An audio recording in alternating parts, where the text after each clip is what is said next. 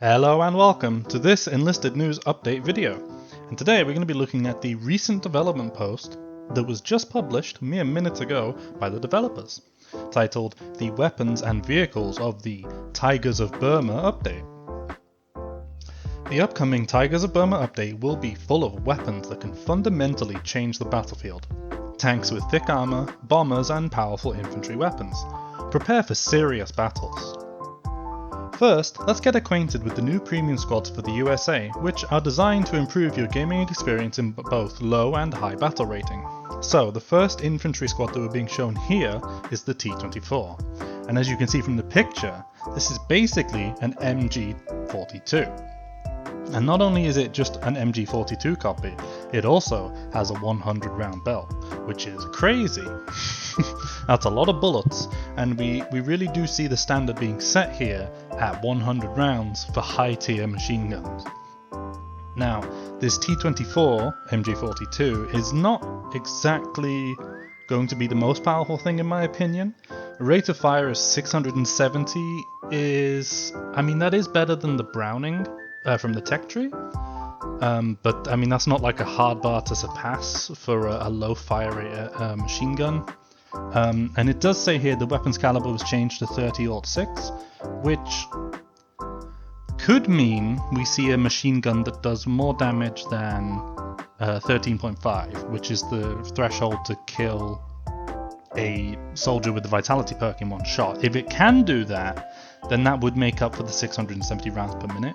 But if this is just exactly like every other machine gun at BR5 where it just does 13.2, then I would say this is about an average performing machine gun, and only really something to get excited about if you just love the MG42. Otherwise, we're looking here at the 113th Infantry Regiment with the Thompson 7.63. Now this is a Chinese volunteer squad. So this Chinese volunteer squad is using a Chinese Thompson, which has actually been rechambered for the Mauser round. So this is a 30 round magazine Thompson, which is quite fun for BR2, and the damage is 6.8 and the rate of fire is 810 rounds per minute. A benefit this has over other normal Thompsons, despite the lower damage, is actually that the muzzle velocity is much higher. And if you've ever used a Thompson, you'll know that you have to lead the target like somebody running across the horizon for you. You have to lead them by about 1 or 2 entire soldier lengths, which makes Thompsons quite difficult to use despite being so powerful in terms of damage. But we'll have to see what this muzzle velocity is. It's probably going to be about 450-500 range, which is average to expect for a BR2 SMG. And we'd have to see how the other statistics look. And this is basically going to be an equivalent to the Owen Mark 1. Now the only problem with the Owen Mark 1 is the top-loaded magazine and the obstruction that causes to the sight, along with the bouncy kind of recoil, really does make the Owen a very difficult weapon to recommend despite being so statistically powerful. So we'll have to see. This might actually be quite a good weapon for a BR2 premium. And even actually just noticing now, there is bipods on this, so for laying down some suppressing fire with a 30 round pretty decent SMG, this would be an exciting weapon, especially if you're a Chinese person or just want to use a Chinese soldier in the game. I'm not sure if this is the first Chinese soldiers ever, but hey, that's pretty exciting. Now those were premiums, but of course there's going to be a lot of new content just in the tech trees, and this is of course coming along with the Firestorm bundle that's recently just gone up for pre-order for the next major update, which this will be part of. That is including the Rocket Pershing as well as the Ho-Ri prototype. Now the Rocket Pershing is going to be quite powerful. Same kind of story as the Calliope. A tank with decent armor, a competent cannon, and then you strap 60 rockets at the top of it. That's kind of absurd, and we kind of have to question if we need more high explosive like that in the game. And then unfortunately the other part of that pre-order bundle is a Ho-Ri prototype, which is just a Ho-Ri with less armor. So I'm not really sure why you would want to purchase that. Darkflow is kind of just packaging that in with the Rocket Pershing and just slapping a higher price tag on it because they're putting 2 tanks in there, despite the fact that both of those tanks are tech tree tanks. The only difference is that the Japanese one is a weaker version and the Pershing has rockets on it, which is kind of ridiculous. Anyway, looking here at what we're getting for Russia in the next patch, we're getting a BR2 bike. Now, I'm not personally a huge user of bike squads, but you know, it can always be nice to take a bike and use the machine gun, or take an engineer and quickly zip off somewhere to get a rally point down. It's not like the worst thing ever, and it's coming with a DP machine gun, which is quite good.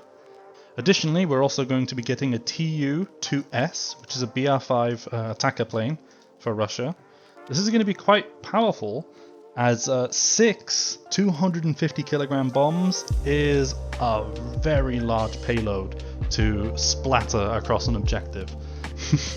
So, depending on how well this thing flies, coming with the 20mm Schwack and defensive 12.7mm, this is going to be maybe quite a fearsome plane.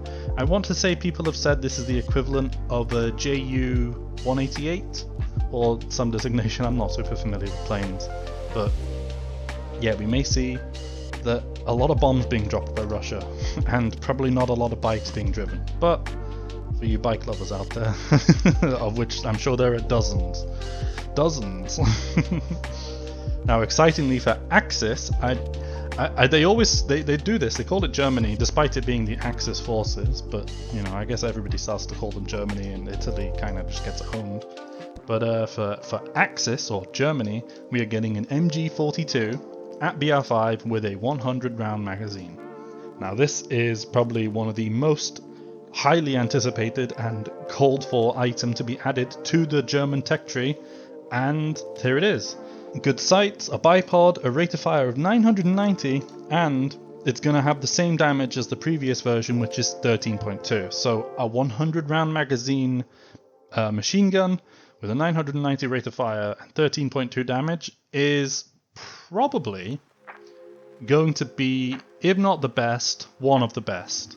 Probably top two, probably tied with about the RD-44.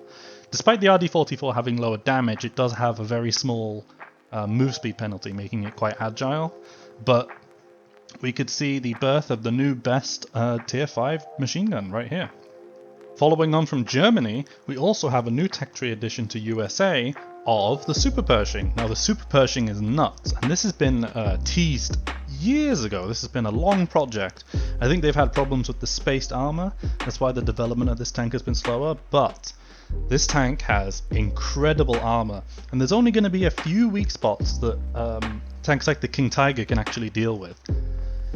And speaking of King Tiger, this Super Pershing is coming with a long 90mm, which can penetrate 200mm of armor, which is meaning this is probably going to become, it could become the best tank in the game. Japan is going to be absolutely slaughtered by a Super Pershing, and this may just be a good contender to fight back against the King Tiger.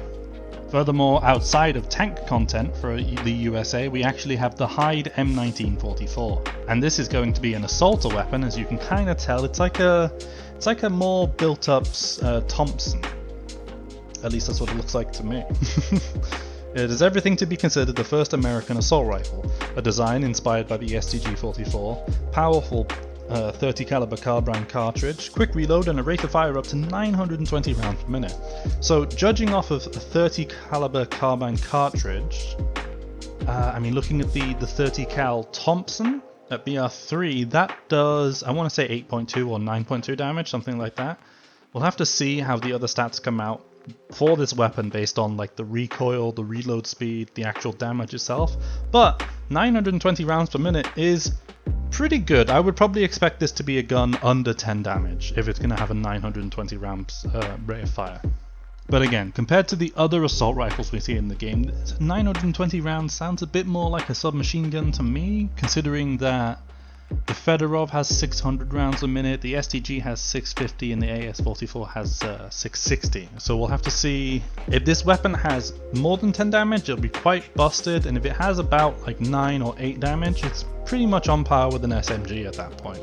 Furthermore, for allies, they're actually going to get access to a captured RPZB-43 Offenrohr. I've probably absolutely slaughtered the pronunciation of this German rocket launcher, but this is incredible. Now, it's not a Panzerfaust 100, which is, I would say, more comfortable to use, but we do already see that in the Soviet tech tree. But for the Allies to get access to a rocket launcher that is capable of dealing with tanks like Panthers and Tiger IIs from the front, preferably from the side, of course, but this is huge. I mean, just looking at Super Pershing, Rocket Pershing, the Hyde, the T-24, America is going to be very populated next patch, so if you've been waiting to grind the Allies, next patch is going to be the time to do it, because that's the faction everybody's probably going to be playing. Lastly, in terms of weapons and vehicles that were being shown off, we've got Japan, and we can see here there's a Type 89 TE4. Now this is a 69 round magazine with a 770 rate of fire, so for tier 4 this is, it's okay. I'm not really sure if this is the most exciting thing they could ever give Japan. It's basically just a Vickers machine gun that they've stolen from some British soldiers or something. Also for Japan, they are getting a bike as well, so now we have bikes for every faction, being the ones that Axis and the Allies already have, and the Soviets and Japan are getting them in this patch. So this is actually coming with the machine gun that they're just introducing here, so I mean that's reasonable. I would say the faction that would benefit the most from a bike like this is going to be Japan, because the maps on Pacific are just so big, and having a bike that can hopefully quickly get around to place rally points using an engineer could be quite a powerful addition.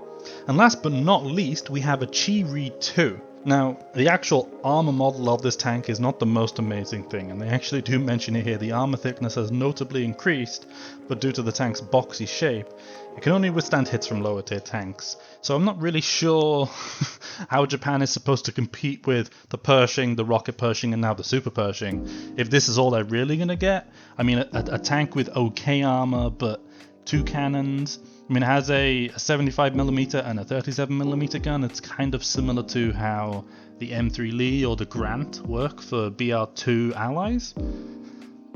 I mean, hopefully, this tank could be beneficial, but is it really going to help Japan compete with American tanks, considering they are getting a Super Pershing?